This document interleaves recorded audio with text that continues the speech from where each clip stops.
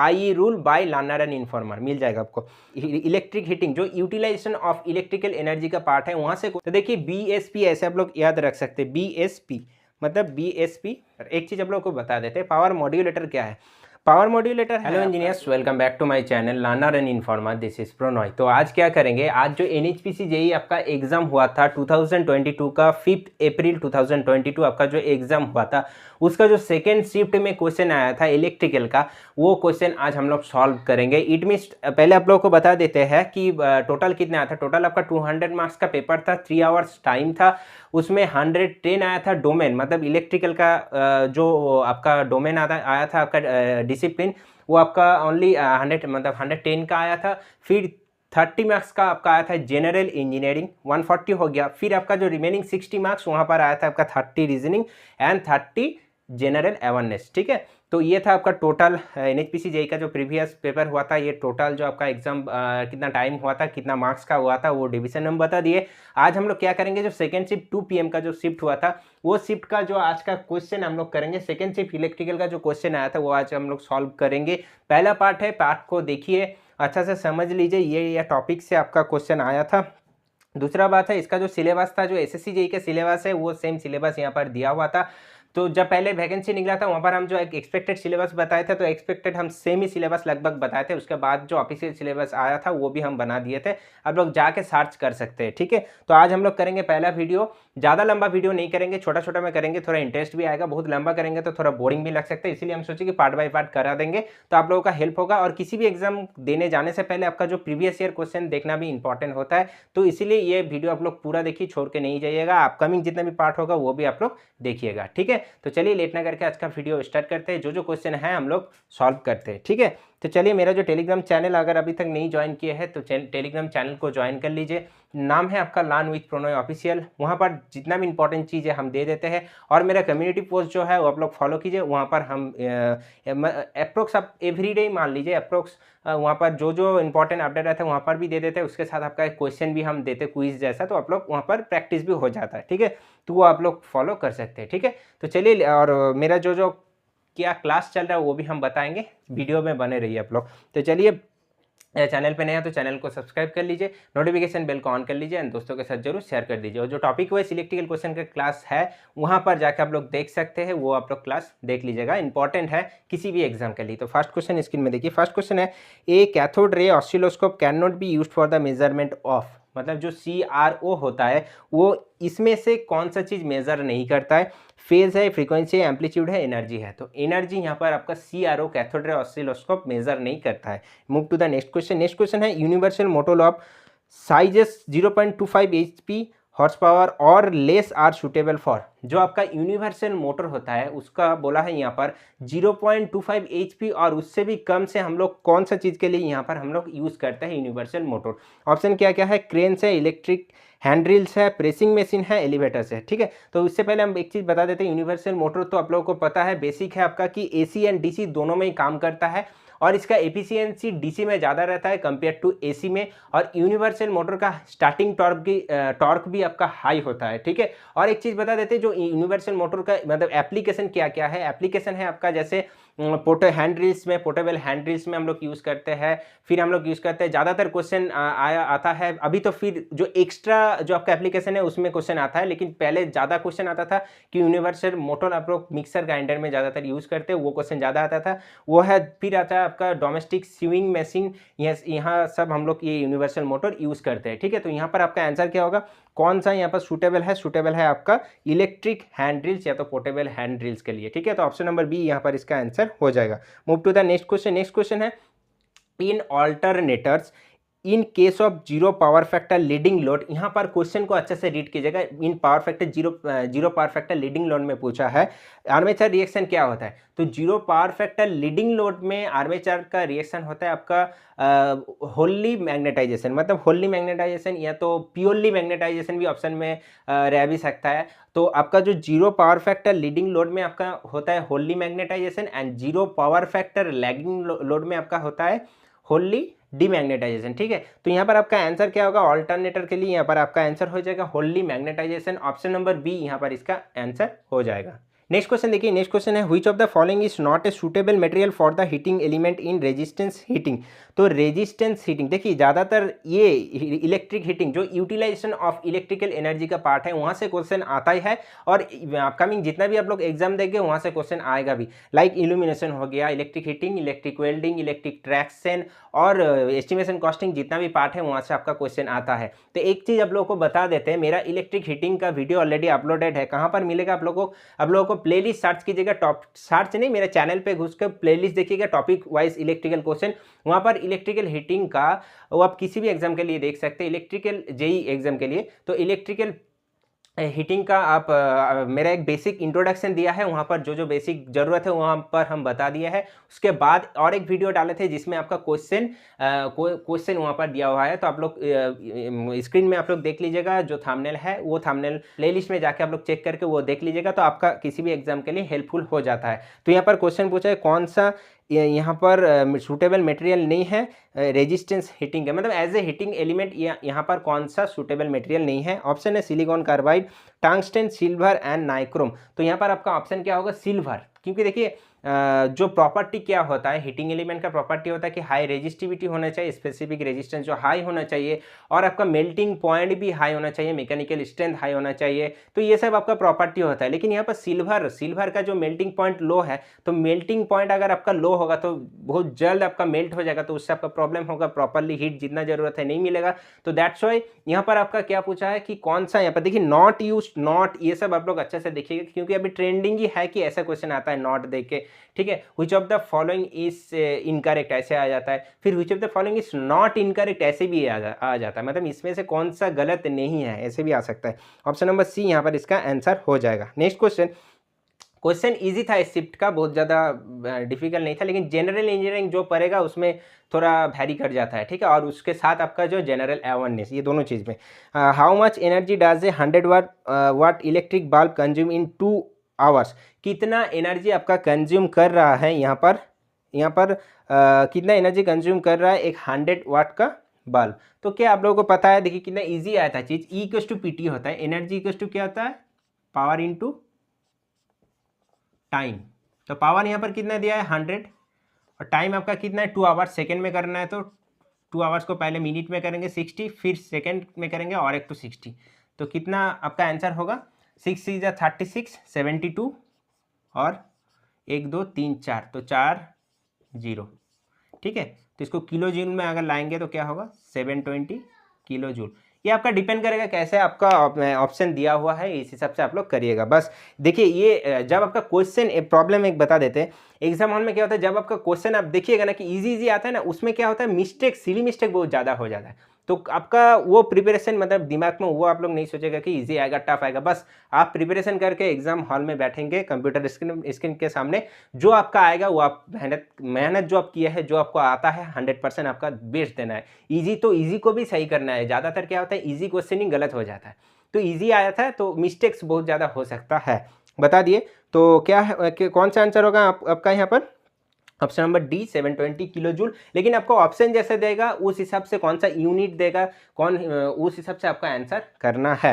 Next question है the output impedance of the AF oscillator, मतलब audio frequency, and RF radio frequency oscillator are usually dash and dash respectively. तो audio frequency oscillator का output impedance and radio frequency oscillator का output impedance क्या होता है। तो audio frequency का आपका होता है 600 ओहम, एंड जो रेडियो फ्रीक्वेंसी वो होता है आपका 50 ओहम, ठीक है। और रेडियो फ्रीक्वेंसी जो ऑसिलेटर होता है वो रेडियो फ्रीक्वेंसी का फ्रीक्वेंसी बहुत ज़्यादा रहता है। नेक्स्ट क्वेश्चन आपका है यहाँ पर, which part of the electric drive select the motoring और braking mode of operation of the motor. तो यहाँ पर बोल रहा है इलेक्ट्रिक ड्राइव, हम बोले थे ना कि इलेक्ट्रिक ड्राइव का भी बहुत इंपॉर्टेंट पार्ट हो जाता है, आपका क्वेश्चन आता है। तो कौन सा पार्ट यहाँ पर इलेक्ट्रिक ड्राइव का जो सिलेक्ट करता है मोटरिंग और ब्रेकिंग मोड, एक मोटर का ऑपरेशन का टाइम पे, ठीक है। तो motor load source power modulator. तो यहाँ पर आपका आंसर क्या होगा, ऐसे भी आप लोग एलिमिनेट कर पाएंगे, आंसर होगा आपका पावर मॉड्यूलेटर। एक चीज़ आप लोग को बता देते हैं, पावर मॉड्यूलेटर क्या है। पावर मॉड्यूलेटर है आपका जो आपका पावर फ्लो हो रहा है कहाँ से, सोर्स से लेकर मोशन तक, इट मीन्स मोटर तक, सोर्स से लेकर मोटर तक जो आपका पावर फ्लो हो रहा है वो पावर को एडजस्ट करता है ये power modulator. I hope clear. Option number D यहाँ पर इसका आंसर होगा। नेक्स्ट है in which of the following aspect is DC welding more advantageous than AC welding. देखिए फिर वेल्डिंग का question, heating, welding, drive, estimation, सब का क्वेश्चन आपको मिलेगा, ठीक है। तो इसीलिए ये बहुत इंपॉर्टेंट हो जाता है। और ये वाला जो पार्ट है इजी पार्ट है, मतलब आपको एक बार समझ जाएंगे तो हो जाएगा आपका, और कॉपी में लिख लीजिएगा तो आपका वो भी अच्छा होगा, किसी भी एग्जाम के लिए आपका हेल्पफुल हो जाता है, ठीक है। तो यहाँ पर क्वेश्चन पूछा है क्या, क्वेश्चन आपका पूछा है which of the following aspect in DC welding more advantageous than AC welding, मतलब एसी वेल्डिंग से डीसी वेल्डिंग कितना कौन सा यहाँ पर ऑप्शन है उसमें से आपका ज़्यादा एडवांटेजियस है, ठीक है। तो क्या क्या है, power consumption, efficiency, arc stability and cost, ठीक है। तो यहाँ पर ज़्यादा ये दोनों में कंपेयर करेंगे DC welding and AC welding में, तो डीसी वेल्डिंग में आपका आर्क स्टेबिलिटी बहुत ज़्यादा होता है, और डीसी वेल्डिंग में आपका एफिशिएंसी भी लो होता है क्योंकि यहाँ पर रोटेटिंग पार्ट रहता है, मोटर जनरेटर सेट, और एसी वेल्डिंग में आपका ओनली ट्रांसफार्मर का ज़रूरत होता है, तो इसीलिए उसमें रोटेटिंग पार्ट नहीं होता है जैसे ट्रांसफार्मर आपका स्टैटिक डिवाइस होता है, तो उसमें एफिशिएंसी इसीलिए ज़्यादा हो जाता है, ठीक है। और इसमें डीसी में ज़्यादा मोटर सेट, जनरेटर सेट ये लगता है, इसीलिए इसका इक्विपमेंट का जो कॉस्ट वो भी ज़्यादा हो जाता है, एसी वेल्डिंग का इससे कम रहता है, ठीक है। तो एक चीज़ बता देते हैं, वेल्डिंग का हम वीडियो नहीं लाए, अगर आप लोग चाहते हैं तो कमेंट बॉक्स में कमेंट कीजिएगा, ज़्यादा कमेंट कीजिएगा, तब हम वेल्डिंग का एक वीडियो ला देंगे, उसमें आपका हेल्प होगा। और डीसी वेल्डिंग और एसी वेल्डिंग का अलग से एक ओनली डिफरेंस का वीडियो ला देंगे जिसमें आपका सब एमसीक्यू एग्जाम में आपका हेल्प होगा, वही 10-12 कुछ आपका डिफरेंस है उसमें आप ला देंगे, तो उसमें आपका ही हेल्प होगा। एक बार देखिएगा, कॉपी में नोट करके रखिएगा, तो फ्यू एग्जाम में आपको डायरेक्ट इस टाइप का क्वेश्चन मिलेगा, ठीक है। अगर समझ में आ रहा है, अगर अच्छा लग रहा है तो जरूर एक लाइक दीजिएगा। नेक्स्ट क्वेश्चन है, for a common ammeter configuration of BJT, जो बीजेटी का कॉमन एमीटर कॉन्फ़िगरेशन है उसका the DC load line is plot of, DC load line किसके और किसके बीच में प्लॉट किया जाता है।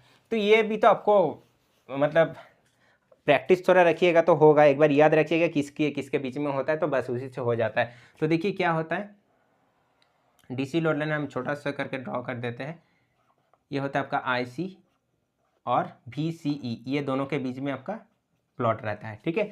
तो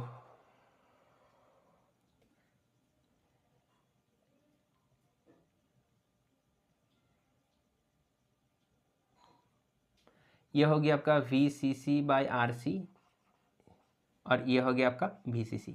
तो किसके बीच में इसके ये आपका प्लॉट है, IC और VCE। तो यहाँ पर आपका कौन सा ऑप्शन यहाँ पर आंसर हो जाएगा, और आंसर होगा आपका IC और VCE, ऑप्शन नंबर डी इसका आंसर हो जाएगा। क्लियर, कैसे हम ड्रॉ किए, और ये आपका होता है बीच वाला Q पॉइंट, क्वेश्चन पॉइंट, ठीक है, ये बीच वाला यहाँ पर ड्रॉ करेंगे तो बस। नेक्स्ट है आपका which of the following can not be used for power factor improvement. Option क्या क्या है, synchronous condenser, static capacitor, inductor bank and phase advancer. ये आप लोग ऑटोमेटिकली ये एलिमिनेट ही कर पाएंगे, क्योंकि इंडक्टर के कारण ही तो, इंडक्टर रहता है इसीलिए तो क्या होता है, इंडक्टिव जो लोड फोड रहता है इसके कारण ही क्या होता है, पावर फैक्टर मेरा डिप करता है, मतलब कम हो जाता है, तो उसको इंप्रूव करने के लिए थोड़ी हम लोग इंडक्टर बैंक यूज़ करेंगे, तो इंडक्टर बैंक ही आपका आंसर होगा, ऑप्शन नंबर सी इसका आंसर हो जाएगा। नेक्स्ट क्वेश्चन देखिए, ये वाला क्वेश्चन आपका आया था, क्वेश्चन है find the value of G equivalent, G मतलब conductance is reciprocal of resistance, G equal to 1/r होता है, ठीक है। तो रेजिस्टेंस जैसे ओहम यूनिट होता है, कॉन्डक्टेंस का मो भी होता है या तो सीमेंस भी होता है, इसीलिए एस करके डिनोट किया हुआ है सीमेंस, ठीक है। तो find the value of G equivalent in the given network, तो ये जो नेटवर्क दिया है, जैसे आप लोग आर इक्विवेलेंट निकालता है वैसे जी इक्विवेलेंट यहाँ पर दिया है, तो एसएससी जेई आप लोग दिया है, तो पीबीएस एसएससी में इस टाइप का बहुत क्वेश्चन आ चुका है, ठीक है। तो देखिए एक चीज़ बता देते हैं, जब जी इक्विवेलेंट हमको निकालना होता है तो उसमें जब पैरेलल में कनेक्टेड रहता है तब हम लोग क्या करते हैं, जब पैरेलल में कनेक्टेड होता है तब करते हैं G1 plus G2 plus dot dot dot, जितना आपका होता है, जितना आपका रहेगा GN तक, ठीक है। और जब आपका सीरीज में कनेक्टेड रहता है, ये पैरेलल ये सीरीज में, तो क्या होता है आपका, ये डायरेक्टली अगर करेंगे तो G1 into G2 by G1 plus G2। Actually ये हम लोग ऐसे करते हैं 1/G1 प्लस 1/G2, ठीक है, प्लस 1/J3 ऐसे करते हैं, ठीक है। तो यहाँ पर देखिए कैसे सॉल्व करेंगे हम लोग, तो देखिए पहले क्या है, ये दोनों इधर राइट साइड से सॉल्व करेंगे, ये दोनों क्या है, ये दोनों पार्ट आपका 8 और 12 जो है, ये तो ग्रीन से फिर ले रहे, तो देखिए ब्लू से करते हैं, और ये जो 8 और 12 वाला पार्ट है, ये आपका ये वाला पार्ट है पैरेलल में है, तो पैरेलल में जब हम लोग क्या करते हैं तो ऐड करते हैं, तो 12 और 8 को ऐड करेंगे तो कितना आएगा मेरा 20 सीमेंस, ठीक है। तो ये अगर पैरेलल में हो गया तो ये दोनों को हटा के एक हो गया, मतलब यहाँ पर जो 5S है उसके साथ ये एक तो हो गया, फिर इधर तो आपका एक तो है, तो यह हो गया आपका 5S, ये हो गया आपका 20s और ये हो गया आपका 6s। तो फिर इसके साथ ये वाला पार्ट ये आपका सीरीज में है, तो सीरीज में है तो क्या करते हैं हम लोग, बोले ये वाला या तो ऐसे भी लगा सकते हैं, इसको ही करके हम लोग ये वाला आता है हम लोगों को, ठीक है। तो क्या करेंगे 20 × 5 डिवाइडेड बाई 20 + 5 मतलब 25। तो 5 5 × 25, फिर 5 4 × तो ये दोनों हटा के मेरा आ गया 4, ठीक है। तो ये भी मेरा 6 हो गया, ये आपका आ गया 4, ये 6 ये 4, और ये हमको निकालना है जी इक्विवेलेंट। ये दोनों क्या है, ये दोनों क्या है, पैरेलल में है, तो पैरेलल में क्या करते हैं ऐड, तो 6 + 4 मेरा आंसर आ गया 10s। तो 10 सीमेंस मेरा आंसर हो जाएगा। कौन सा यहाँ पर ऑप्शन होगा, ऑप्शन देख लीजिए, option number A. Done. Next है the process of achieving uniform electrostatic stress in the dielectric of cable is known as. तो यूनिफॉर्म इलेक्ट्रोस्टैटिक स्ट्रेस पाने के लिए, यूनिफॉर्म इलेक्ट्रोस्टैटिक स्ट्रेस पाने के लिए हम लोग क्या करते हैं, ग्रेडिंग करते हैं। तो ये जो प्रोसेस, इसका नाम क्या है, इसका नाम है grading, option number D. Next आपका आता है the polarity of the voltage induced in the generation mode of the DC machine. ये चीज़ आप लोग देखिएगा, ऐसे नहीं कि फैराडे पहले मिले तो फैराडे आपको या तो फ्लेमिंग आके डायरेक्टली आंसर करके आ जाना है, ऐसे नहीं है। पूरा आपको मतलब इसीलिए बोलते हैं कि पूरा पढ़िए, ठीक है। तो क्या बोला है, वोल्टेज इंड्यूस जो होता है वो जेनरेशन मोड में कौन सा रूल आपका फॉलो होता है, तो जेनरेशन में आपका होता है फ्लेमिंग राइट हैंड, एंड जो मोटरिंग होता है वो होता है आपका फ्लेमिंग लेफ्ट हैंड। तो जेनरेशन मोड जो है वो होता है ऐसे, देखिए ये जो तीनों है, मतलब ये थंब है, ये आपका ऐसे आपका अगर करे तो ये थंब है, ये आपका है 4 फिंगर और ये है आपका मिडिल फिंगर। तो ये तीनों को म्यूचुअली कितना 90 डिग्री में प्लेस रखना चाहिए, ठीक है, 90 डिग्री में। तो इसको क्या कहा जाता है, फोर्स या तो मोशन। ये थंब, ये वाला आपका आता है मैग्नेटिक फील्ड और ये आता है आपका करंट, मतलब ये डायरेक्शन बताता है। क्लियर। तो चलिए नेक्स्ट क्वेश्चन देख लेते हैं। नेक्स्ट क्वेश्चन क्या है, ये तो हो गया Fleming left hand rule, option number D. तो देखिए ए करंट चार्जिंग है dielectric material accumulate a charge. ये तो एकदम इजी क्वेश्चन है, आप लोग खुद ऐसे ही कर पाएंगे, पेन चलाने की भी जरूरत नहीं है, क्योंकि यहाँ पर करंट पूछा है। तो क्या होता है, करंट Q = I × T, ठीक है। चलिए कर देते हैं, क्या होता है,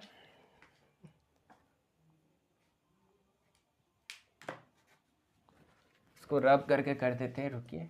Q = IT, Q का वैल्यू यहाँ पर कितना है 64, Q का वैल्यू यहाँ पर आपका है सॉरी 24। तो 24 और करंट निकालना बोला है और टाइम आपका 6, तो I = 4 एम्पियर। ज़रूरत नहीं था लेकिन तभी भी चलिए, सबका सेटिस्फैक्शन तो सेम नहीं होता है ना, इसीलिए कर दिए। नेक्स्ट क्वेश्चन है, नेक्स्ट क्वेश्चन देखिए, एक डीसी मशीन का न्यूमेरिकल का फॉर्मूला दिया है। अगर आप लोग डीसी मशीन का एक न्यूमेरिकल का वीडियो हम मेरा बनाया हुआ है, वो डीसी मशीन बोल के एक प्लेलिस्ट है, या तो ऑल इलेक्ट्रिकल न्यूमेरिकल मसाला ऐसा कुछ है, वहाँ पर जाकर आप लोग देख सकते हैं किस टाइप का न्यूमेरिकल आता है, करा दिए थे, ठीक है। तो देखिए क्या डीसी मशीन बोला है, 8 pole lap connected armature has 960 conductor, a flux of 40 milliweber per pole and a speed of 400 rpm। तो ये मैं कितना है वो आपको निकालने बोला है। डीसी क्या है, तो फार्मूला क्या क्या होता है, 5ZNP/60A। ये जो आपका A होता है फॉर वेव वाइंडिंग के लिए 2 होता है, और लैप वाइंडिंग के लिए A = P होता है। तो यहाँ पर कौन सा वाइंडिंग बोला है, लैप, तो A = P होगा। तो फाई का वैल्यू क्या है, देखिए 40 मिलीवेबर। तो 40 मिलीवेबर को वेबर करेंगे तो 40 × 10⁻³ ठीक है, मतलब क्या होगा 0.04।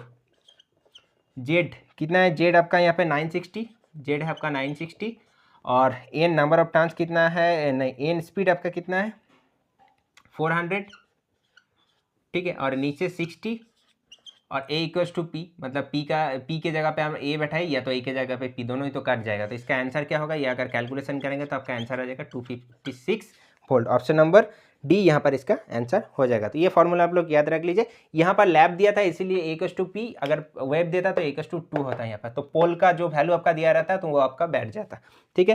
नेक्स्ट क्वेश्चन देखिए, डीसी मोटर में which of the following types of braking is called plugging. कौन सा यहाँ पर बोला है टाइप्स ऑफ ब्रेकिंग को प्लगिंग कहा जाता है। तो देखिए रिवर्स करंट ब्रेकिंग को यहाँ पर बोला जाता है प्लगिंग।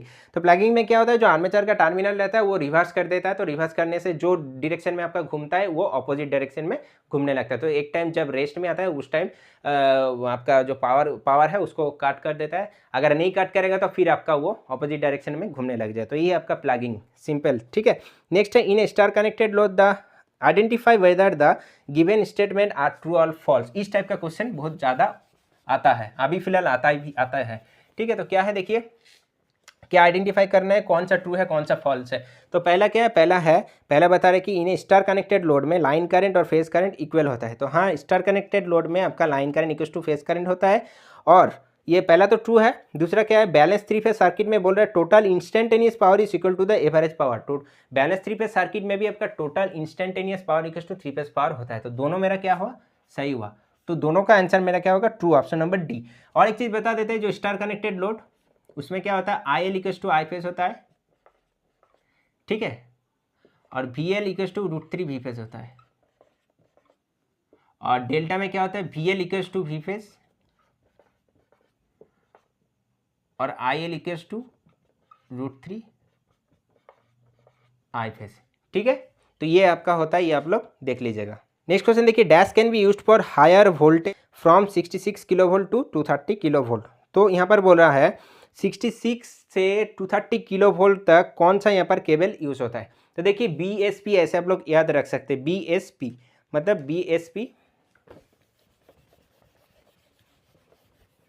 BSP क्या है आपका, बेल्टेड केबल, स्क्रीन केबल और प्रेशर केबल। तो बेल्टेड केबल 11 किलो वोल्ट तक यूज़ किया जाता है, स्क्रीन केबल 11 से कहीं पर आपको ऐसे मिलेगा 11 टू 66, या तो 22 किलो वोल्ट से 66, ऐसे भी आपको ऑप्शन मिल सकता है। और प्रेशर में दोनों तरह का होता है, एक ऑयल फिल, एक आपका SF6। तो इसमें 66 किलो वोल्ट से ज़्यादा, या तो 66 kilo volt to 230 kilo volt आपका यूज होता है ऑयल में। और अगर आप लोग गैस वाला जो बोल रहे हैं SF6, उसमें आपका 230 किलो वोल्ट से भी बहुत ज़्यादा होता है, मतलब 1200 किलो वोल्ट तक लगभग, ठीक है। तो ये आपका रेंज हो गया। तो कौन सा यहाँ पर आंसर होगा, oil fill cable, option number D यहाँ पर इसका आंसर हो जाएगा। नेक्स्ट क्वेश्चन क्या है, नेक्स्ट क्वेश्चन है capacitor start capacitor run motor is not suitable for. तो यहाँ पर देखिए ये जो 4 एप्लीकेशन दिया है, pump, compressor, hair dryers and conveyors, इसमें capacitor start capacitor run motor किसमें सूटेबल नहीं है। तो हेयर ड्रायर्स में capacitor start capacitor run motor हम लोग यूज नहीं करते। Move to the next question, the colour code used for the pipeline for electrical service and ventilation duct. तो देखिए ये आप लोग कर, अगर एस्टिमेशन में आप लोग कर लिए हैं तो कर पाएंगे, नहीं तो इसको स्किप करना ही बेहतर है, ठीक है। तो कलर कोड क्या होता है आपका, कलर कोड जो pipeline electrical service and ventilation duct के लिए यूज किया जाता है वो होता है आपका ऑरेंज, ऑप्शन नंबर डी इसका आंसर हो जाएगा। नेक्स्ट है which of the following is not found in hydro electric power plant. तो जो पावर प्लांट में हाइड्रो इलेक्ट्रिक पावर प्लांट आता है उसमें से यहाँ पर कौन सा यूज नहीं होता है, boiler, pen stroke, short tank, spillway. तो देखिए पेन स्ट्रोक, शार्ट टैंक, फिर स्पिलवे, ये तीनों ही आपका चीज़ है आपका हाइड्रो इलेक्ट्रिक का, लेकिन बॉयलर यहाँ पर नहीं है। तो बॉयलर जैसे थर्मल में यूज होता है।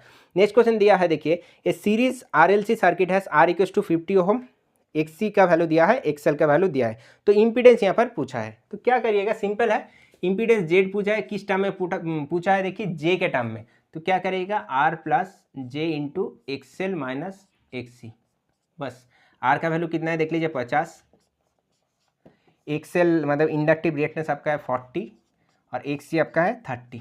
तो बस आंसर आपका आ गया 50 प्लस J इंटू J10। तो आंसर क्या होगा आपका, ऑप्शन नंबर सी। अगर आपको यहाँ पर जेड का डायरेक्टली ऐसे वैल्यू पूछ लेता तो क्या करते हैं, Z equals to √R² plus XL minus XC का होल स्क्वायर, ये लगाते हैं, उससे भी हो जाता है। नेक्स्ट क्वेश्चन देखिए, identify whether the given statement, same उसी तरह का क्वेश्चन दिया है। क्या दिया है, pitch factor is always less than unity alternator का।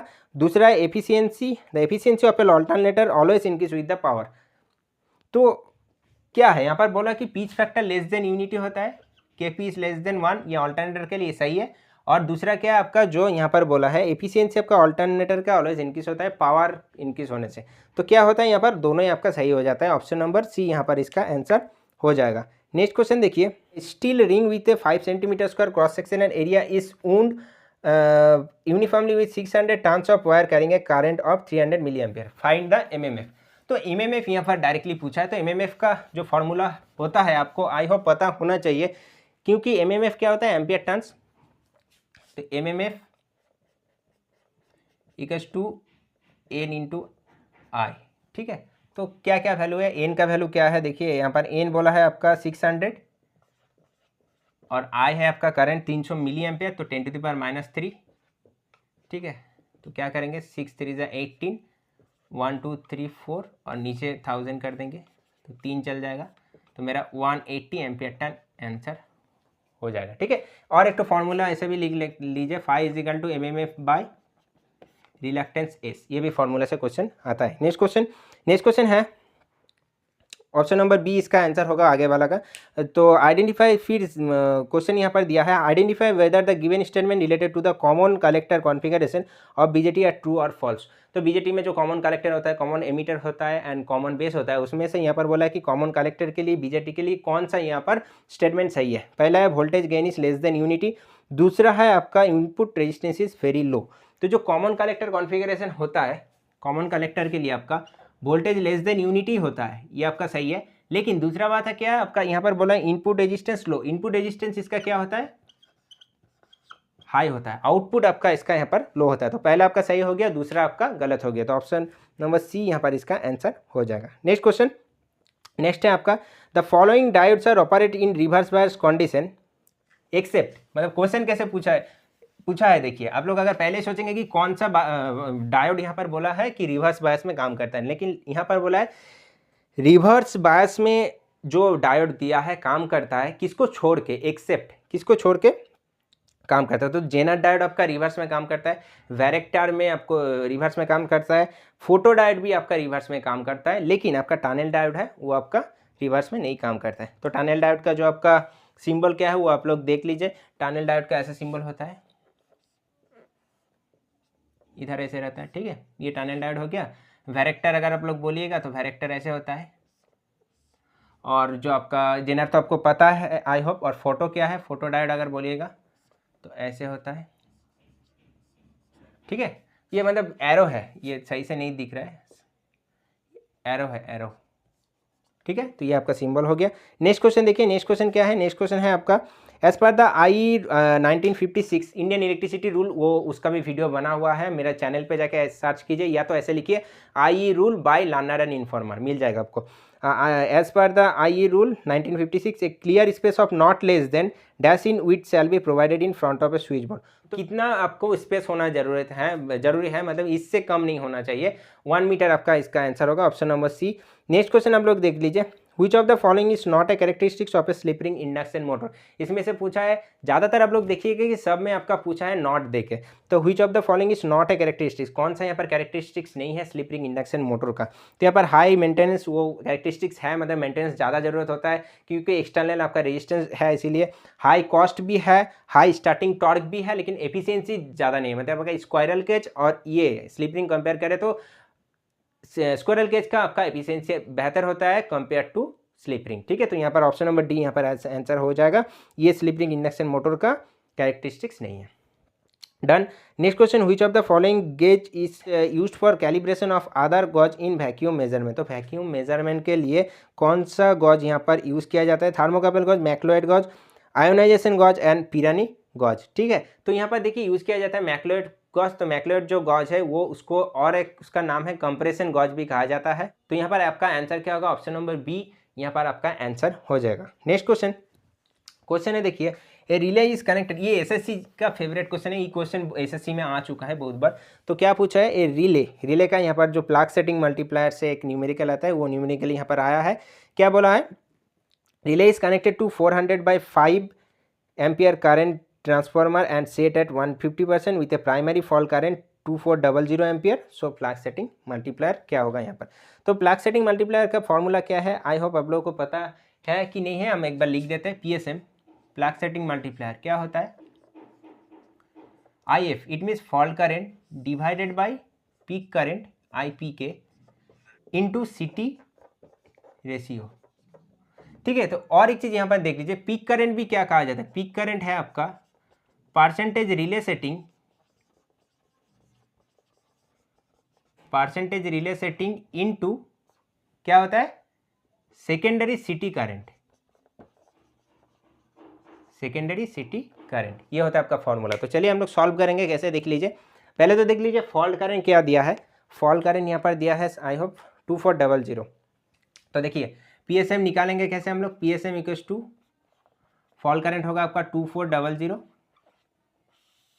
फिर IPK का मतलब पीक करंट का फॉर्मूला क्या है, परसेंटेज रिले सेटिंग यहाँ पर कितना है 150%, तो 1.5 इंटू सेकेंडरी सिटी करंट यहाँ पर कितना है 5, देखिए 400/5 लिखा है, तो सेकेंडरी है आपका 5 इंटू सिटी रेशियो कितना है 400/5। तो चलिए इसको कैलकुलेशन करते हैं, आंसर ऑटोमेटिकली मिल जाएगा। क्या है आपका ये 15, ऊपर में इसको इंटू 10 कर देते क्योंकि इसको बाहर कर दिए, इंटू 5 इंटू 80। क्लियर?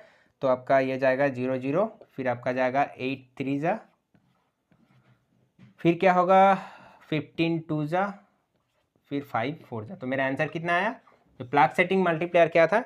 4 यहाँ पर आपका आंसर हो जाएगा। तो ऑप्शन नंबर सी यहाँ पर आंसर हो जाएगा। ठीक है, तो आज का यहाँ तक ही था। आज का जितना भी क्वेश्चन लाए, आई होप आप लोगों को समझ में आया है।